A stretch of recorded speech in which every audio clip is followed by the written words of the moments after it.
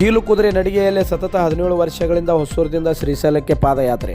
ಹೌದು ವೀಕ್ಷಕರೇ, ಕಲಬುರಗಿ ಜಿಲ್ಲೆಯ ಅಫಜಲ್ಪುರ ತಾಲೂಕಿನ ಸುಕ್ಷೇತ್ರ ಹೊಸೂರು ಗ್ರಾಮದಿಂದ ಶ್ರೀಶೈಲ ಮಲ್ಲಿಕಾರ್ಜುನನ ದರ್ಶನಕ್ಕೆ ನಿರಂತರವಾಗಿ 17 ವರ್ಷಗಳಿಂದ ಪಾದಯಾತ್ರೆ.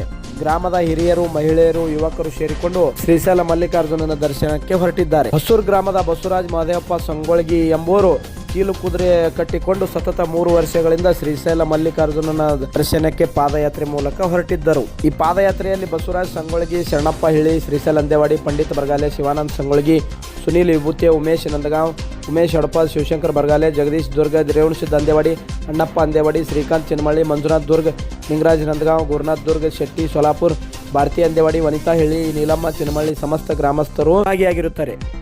ವರದಿ ಉಮೇಶ್ ಅಚಲೇರಿ, ಅಫಜಲ್ಪುರ.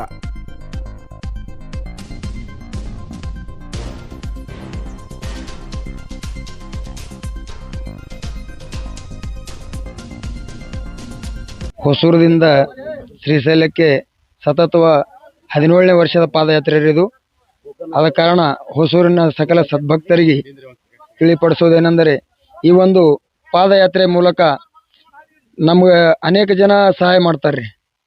ಆದ ಕಾಲಾಗ ಶ್ರೀಶೈಲತನ ಇದು 3ನೇ ವರ್ಷದ ಇದು ಮಡಗಾಲ ಸೇವೆ ರೀ. ಈ ಶ್ರೀಶೈಲತನ ಹೋಗಿ ಬರ್ಬೇಕಂತೇಳಿ ನಾವು ಇವು ನಡೆದೇವ್ರಿ.